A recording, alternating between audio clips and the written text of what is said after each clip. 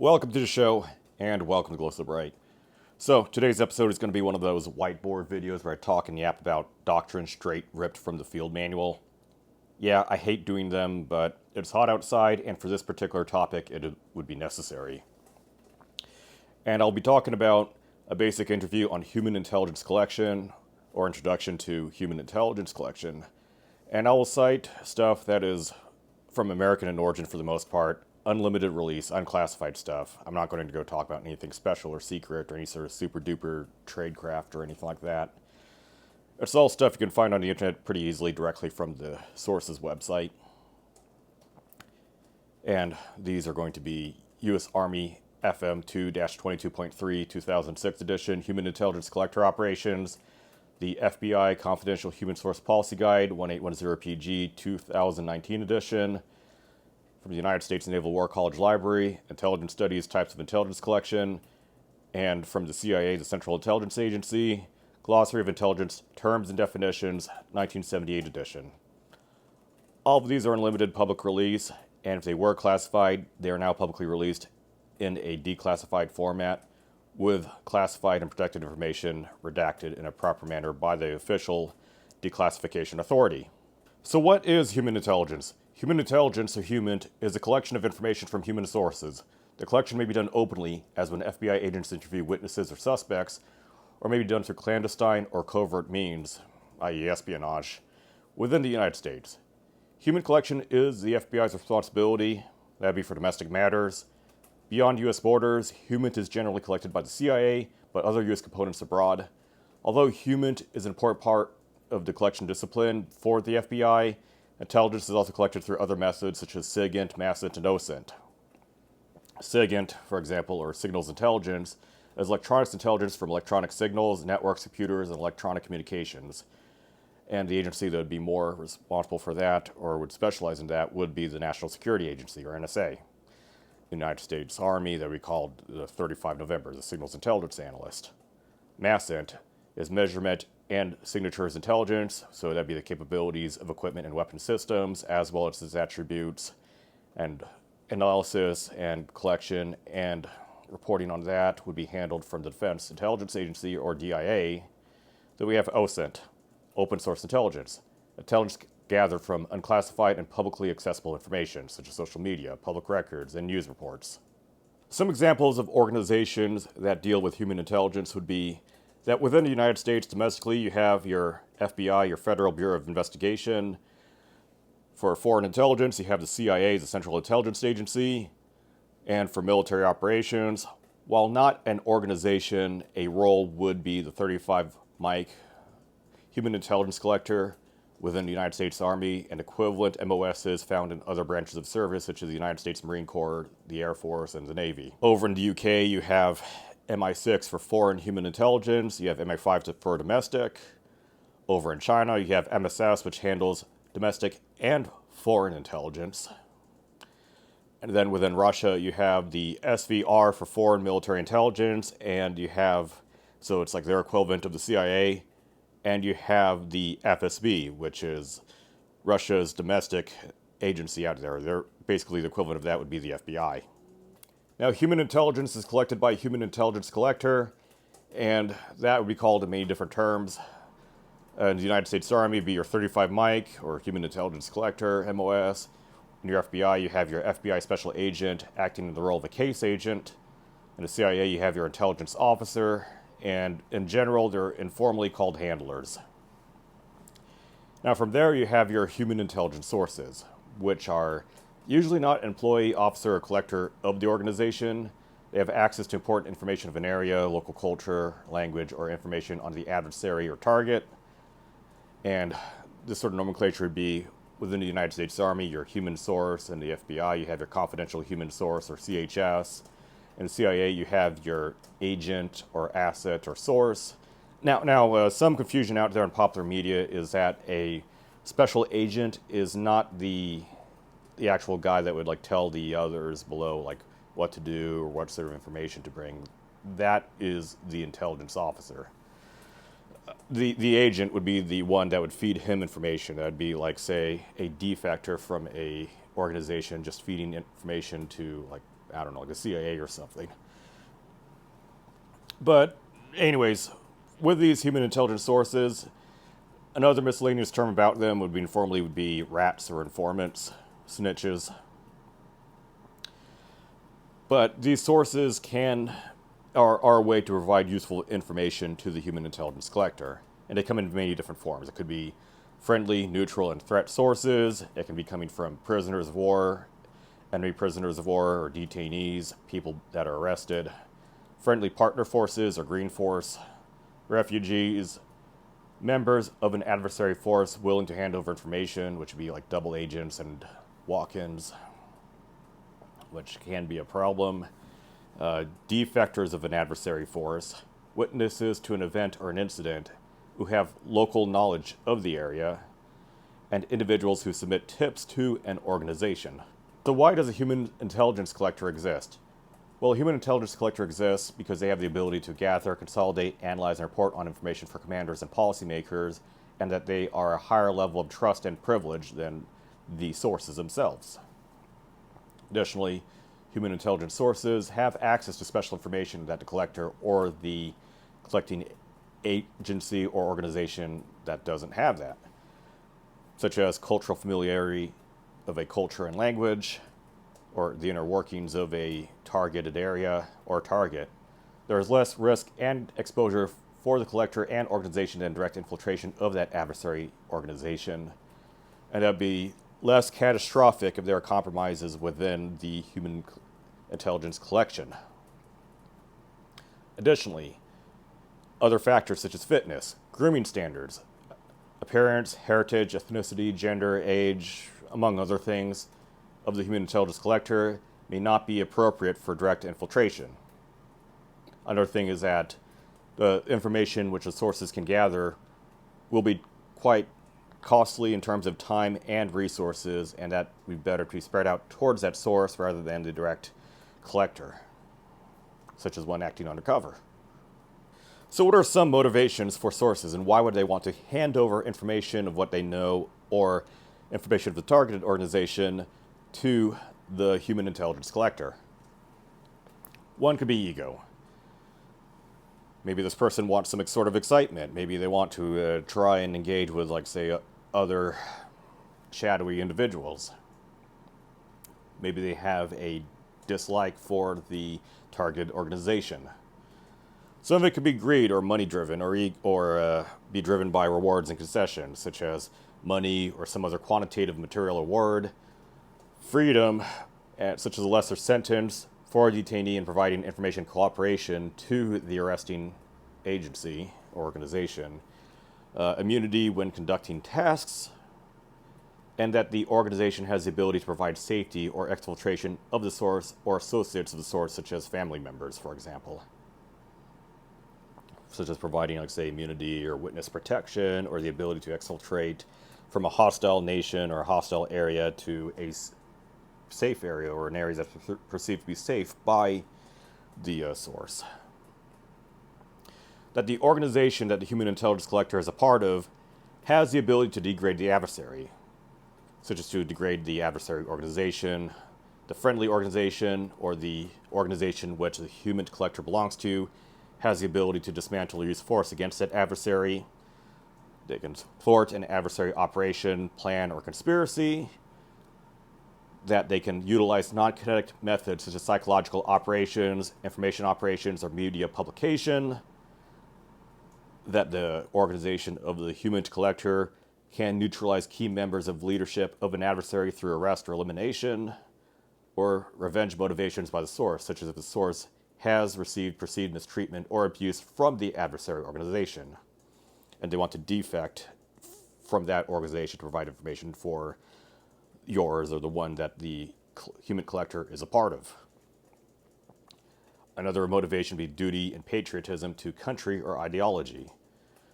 Some human sources do not have any sort of criminal record whatsoever, and they view the adversary organization as immoral, with them doing some sort of crime or promoting some sort of crime that the source finds to be immoral, deplorable, and bad. Another motivation would be, and this is a problem for the organization that the HUMINT collector belongs to, would be to spy on that organization and gather HUMINT against both the collector as well as the information as a whole. And this would be in the form of double agents. Why would they want to defect from someone else or blab about something? Might be a hazard to you. They could provide deception or adversary counterintelligence operations, and it would exploit the human intelligence collector or the organization and cause problems for them. To provide information and degrade friendly operations, and these sorts of problems of deceit and espionage from an adversary organization needs to be handled by counterintelligence resources. So what makes a potential human source valuable for the collection organization or for the human intelligence collector? Well, they need to have the required information on a target or adversary. They need to go through a screening process of that potential human intelligence source. There are some examples out there from U.S. Army FM2-22.3.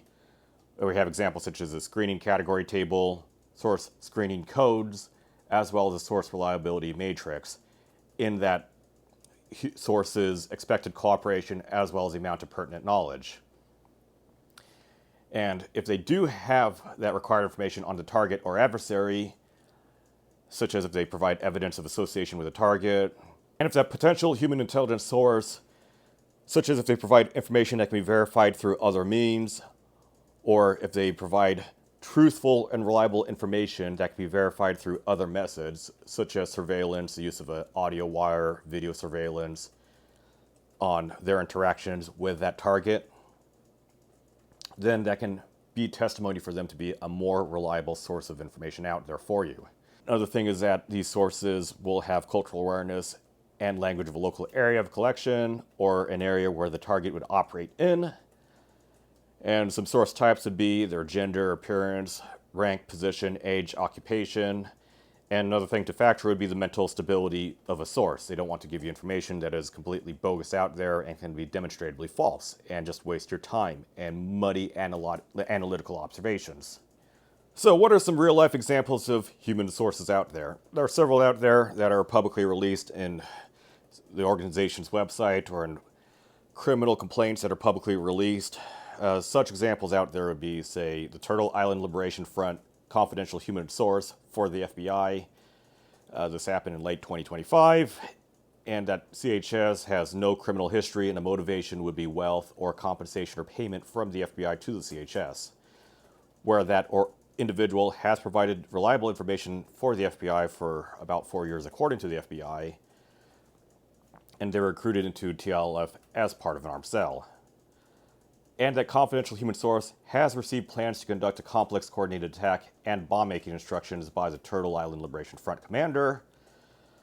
And from there, with that CHS being embedded within that group and having trusted access, would allow other individuals to be recruited into the operation, one of which would be an undercover FBI agent or undercover confidential employee, undercover employee, to enter that organization.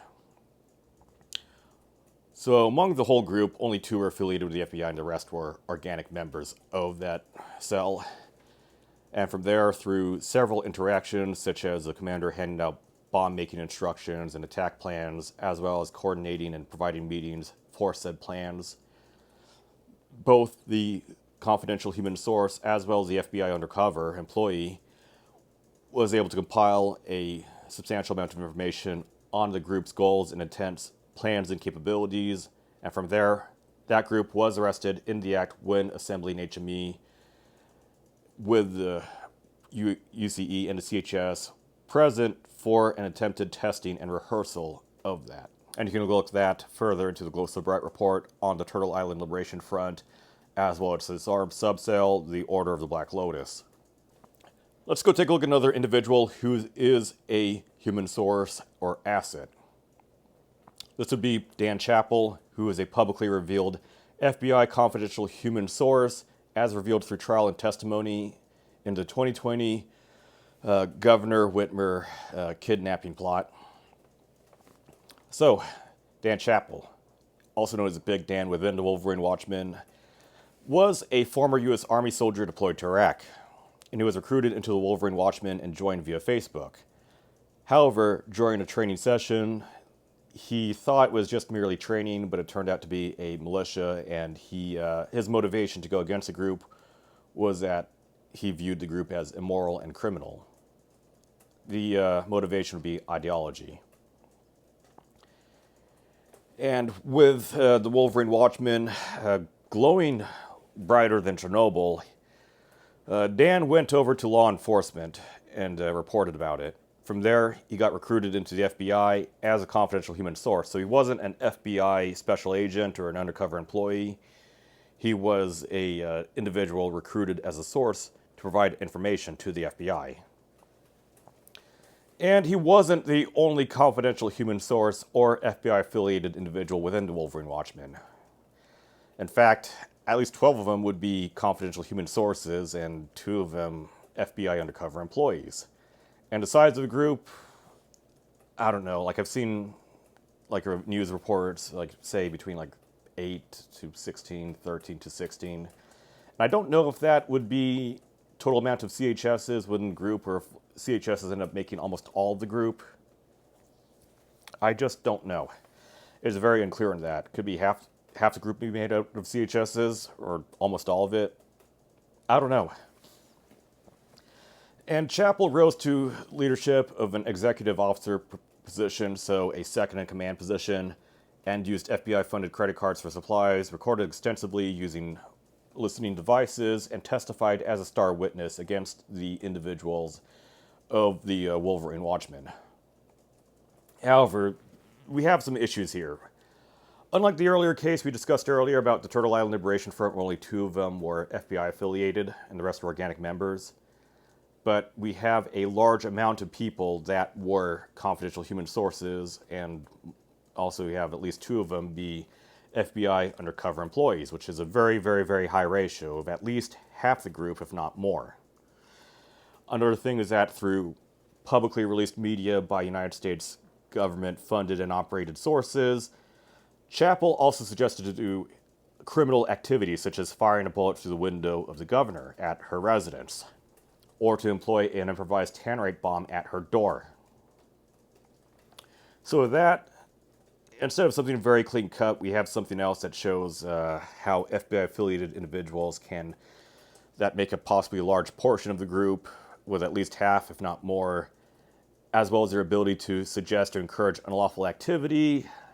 And we can see how this sort of operation get really, really messy and have ethical problems for both the employment of that confidential human source as well as the collector organization, the FBI. So we have our good, we have our bad. Let's go talk about the ugly. So you have Joshua Caleb Sutter, who was a member of multiple white supremacist groups from at least 2003 onwards to this day, if not before that. He's been a long-time FBI CHS since about 2003, 2004, and his motivation for being a confidential human source for the FBI was because of prior criminal activity. A gun conviction where he had a .40 caliber Glock with a defaced serial number, as well as illegal possession of a silencer. And he was a former member of white supremacist groups such as Aryan Nations, but as well as other groups out there. And he's a key figure in the Order of Nine Angles, so like O9A or ONA. Other part he would be a part of would be Temple of Blood, and he published extremist pamphlets, books, and literature via the Martinet Press. And he was tasked to infiltrate the Atomwaffen Division, the AWD, at around 2017 and influence ideology and splinters such as the Nationalist Socialist Order, Com Group, 764 networks, and other nasty organizations out there. And with his long tasking as a FBI CHS, the FBI paid him over $140,000 total for being a CHS for more than a decade. And within his tasking for Atomwaffen, about $78,000, plus expense advances and And while confidential human sources for the FBI should report themselves to the IRS for taxes, for taxed income, he didn't. So, for his troubles and for cash, Joshua Caleb Sutter has received leniency for his crimes. It was also revealed over in 2021 that Caleb Cole, the Watchmen leader and founder, or one of the founders, through trial testimony and filings, in which Sutter testified himself that he is a CHS for the FBI, how much money he paid, what he has done with money, and what are some things he's done, as well as his motivations. And it really shows how a really ugly group, really ugly individuals with criminal history, and how our taxpayer money from the United States, from the U.S. taxpayers, would bankroll this sort of, propaganda actions that radicalize others, create splinter groups, and create a ripple effect where you have nasty groups that still operate to this day and cause a huge amount of problems for our society. And Sutter's influence is still found today, and his role as a satanic figurehead can still be seen in a lot of these, like COM 764, Waffen-like splinter networks, and other associated and inspired groups, which shows the risk and harm done with informants with a criminal history, with how it's employed and how it can cause an ultimate detriment to society, while the FBI would try and gather information on its group. And while initial members or organizations would be quashed, other ones would surface and continue to be an ongoing problem. So we talked about individuals who then infiltrated an organization and be employed as an informant, an agent, or an asset. Let's go talk about people who are already part of an organization and then would compromise that organization they're part of for their handlers. So Robert Hanssen, he compromised KGB sources, and he was a special agent in the role of a counterintelligence officer, which is a extremely high and senior position out there. And that is one of the worst positions for it to be compromised for a intelligence organization. So what did Hanssen do? He provided about 6,000 pages of classified documents, computer disks, operational details, including names of Soviet officials secretly aiding the United States as an asset or special agent for CIA, FBI, and other affiliated agencies. And these compromised individuals would be Boris Yuzin, who is a KGB officer that was recruited by the FBI. From there, he was arrested by Soviet authorities and was imprisoned. You have Valery Martinov, who is another KGB officer who was executed after returning to Moscow. You have Sergei Moltrin, who is another KGB officer that was executed. We have Dmitry Polyakov, who is a GRU general, who is a very senior position within Soviet intelligence operations and agencies, who is a longtime CIA asset and was arrested in 1986 and executed in 1988 due to Hanssen's betrayal. And this was also further compounded earlier by another compromise by another United States intelligence official that would sell stuff to the KGB, Aldrich Ames. So some sorts were doubly betrayed, which leads to arrests, imprisonments, and executions of important and senior sources to provide assistance to the FBI and the CIA to the KGB. That Hanssen also did was he provided technical operations such as a FBI tunnel under the Soviet embassy, counterintelligence techniques, U.S. tradecraft and technical data, and more. So what is Hanssen's motivations? A lot of it would be financial. So he was rewarded in total about $1.4 million in cash, diamonds, bank deposits, and other material goods from Soviet and then Russian authorities such as the SVR, as well as ego. Hanssen was a very narcissistic and egotistical man who thought he was the smartest person in the room. And then he would do it for some sort of excitement as well, like living the life of some sort of double agent. So how did Robert Hanssen get caught?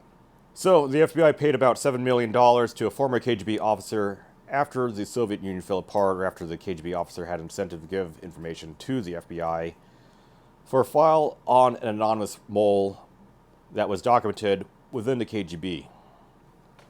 This mole would be identified as B. And information and patterns of activity by B within these KGB-derived information has also identified it as being Hanssen by fingerprints as well as voice analysis. And from there, Hanssen was arrested in February 18, 2001, pleaded guilty to 14 espionage counts and one charge of conspiracy, was sentenced to 15 life terms where he died in prison in 2023 in a high-security prison. What are some other footnotes about here? Robert Hanssen's access came from his FBI role as a senior counterintelligence officer and as a senior special agent, where his own role would be specifically that on Soviet activity. He searched into systems improperly, was in the office for beyond the hours needed for him to complete and conduct his job, and he was looking to systems improperly to basically just sell it. And he was looking into information beyond his own need to know just to simply conduct his own duties as a counterintelligence agent. And this has created severe damage, as compromised human penetrations of Soviet intelligence, costing lives of numerous agents out there, and also hundreds of millions of dollars in setbacks and program losses. And Robert Hanssen had the ability to back out a few times. One was on a confession to a Catholic priest, and then one he's just dipped out due to inactivity, possibly due to an internal guilt or the fear of getting caught. Or if the Soviet Union fell apart, he would then no longer have an income from the Soviets, or that a former KGB officer may compromise Hanssen's activities.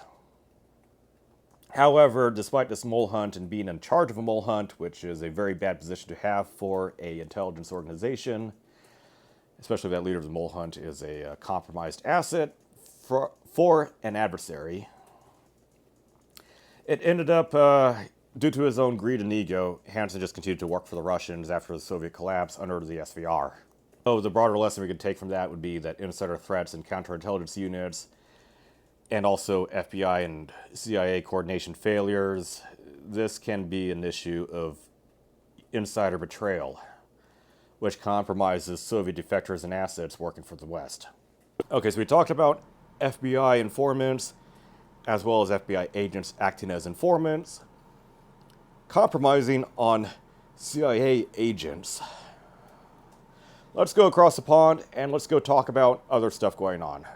So let's go talk about a informant for the British MI6, within that the Force Research Unit, Stakeknife. So who is Stakeknife? Stakeknife was a British military intelligence code name for a higher-ranking informant inside the Provisional IRA during the Troubles in Northern Ireland from the 1970s to the 1990s. So Stakeknife is widely believed to be Freddie Scappaticci, who is a Belfast man who died in 2023 in hiding and denied being Stakeknife. However, within a very thorough report and independent investigation called Operation Kenova, which was recently published in 2024, and we still have information ongoing to do research into this, which has evidence that Scappaticci may likely be Stakeknife. So Stakeknife was recruited in the late 1970s by the British Army's Force Research Unit, who rose in the IRA's internal security unit. So it'd be the IRA's own internal security unit to for counterintelligence and to sniff out rats and informants, which is pretty ironic. So this internal unit within the PRA would be called the Nutting Squad, and nutting would be a euphemism for torturing, interrogating, and killing suspected informers. Yeah.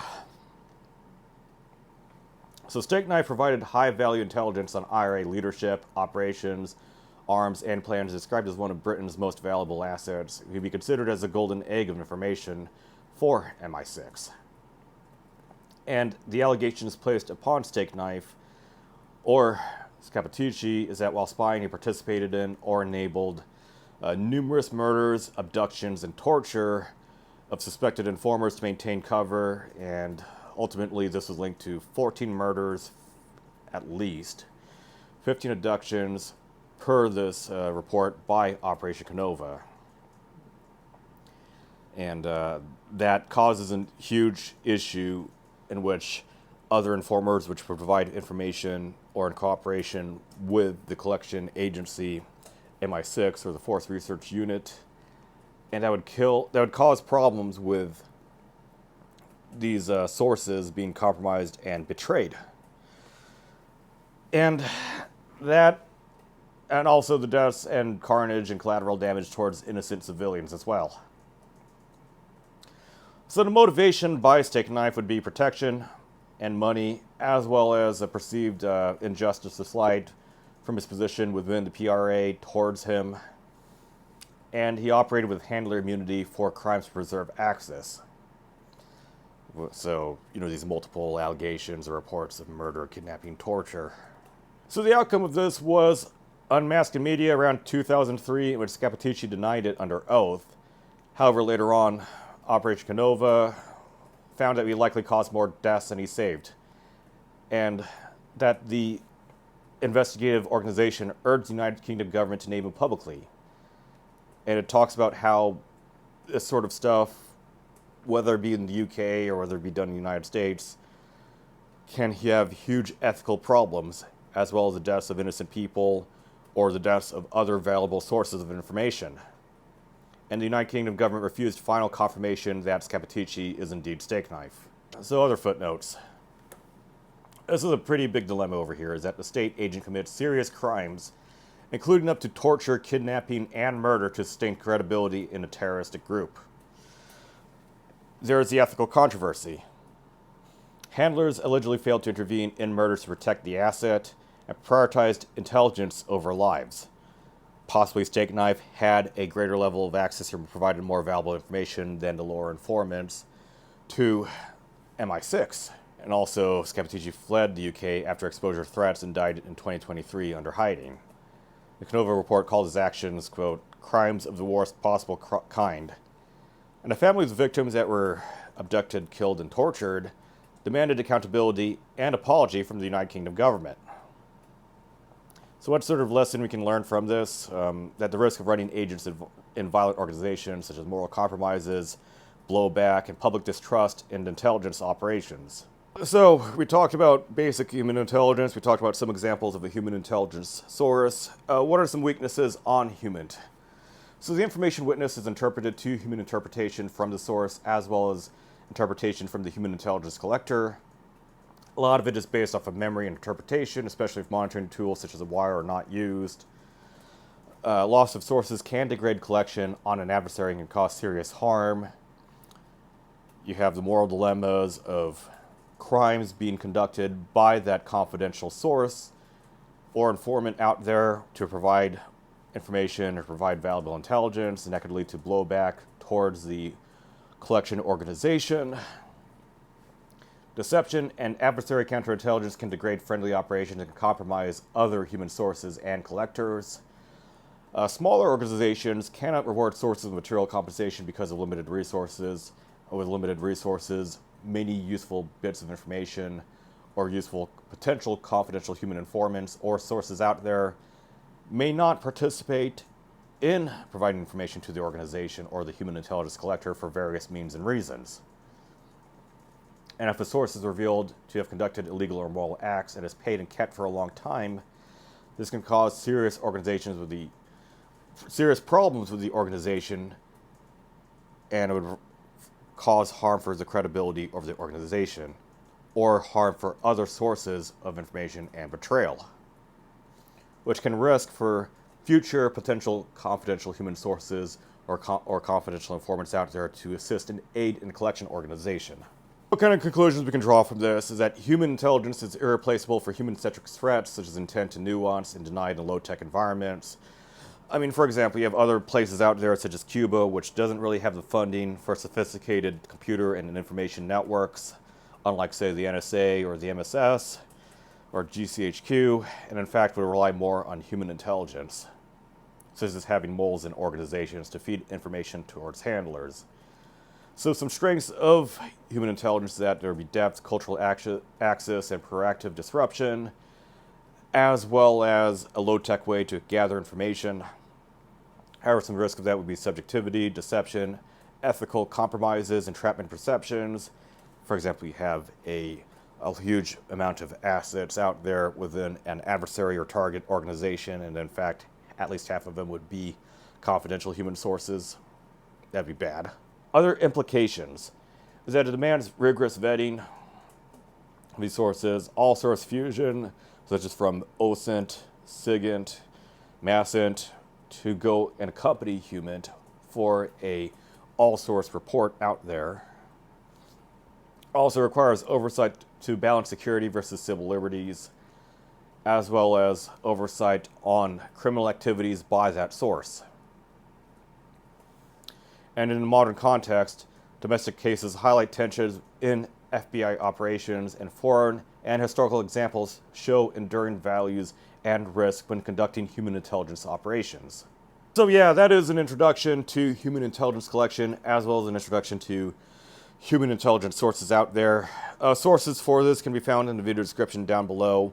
These are unlimited released, found on the organization's website publicly, and can be a great way to get started on learning on this stuff.